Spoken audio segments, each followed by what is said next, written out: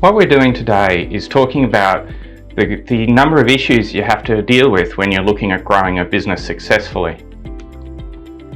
There's a lot of options to consider. There's not necessarily one right or wrong path. It's a bit like a choose your own adventure book that we used to have, where you determine which way you wanted to go, but each way you could go has some sort of ramification for the future. Why grow your business? Is it about developing extra income?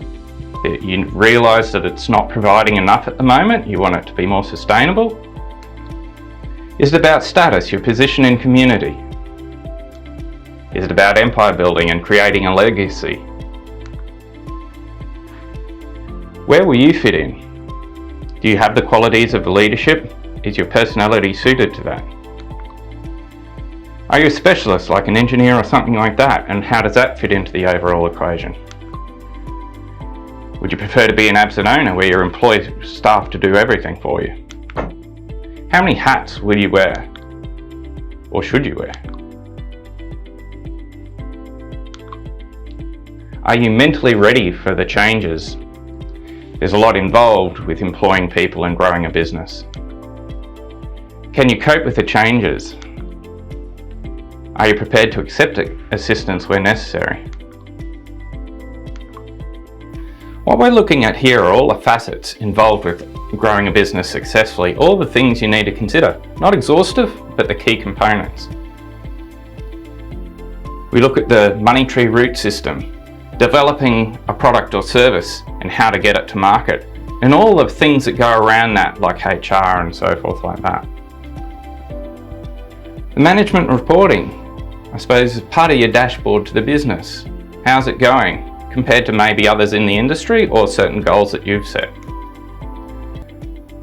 Reading a profit and loss and balance sheet, I think, is one of the key requirements of operating a business successfully. It really is the dashboard.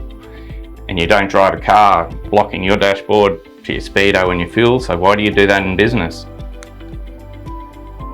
Determining what sort of working capital you need to survive in business and to thrive in business, even more importantly. It's a really important facet that often gets messed up a bit because the forecasts and so forth aren't appropriate. The high level strategy, what sort of profit is your target? What's suitable in your industry? What's achievable in your industry? But what will also provide the end goals that you've asked for? What are you getting on and above being an employee wage?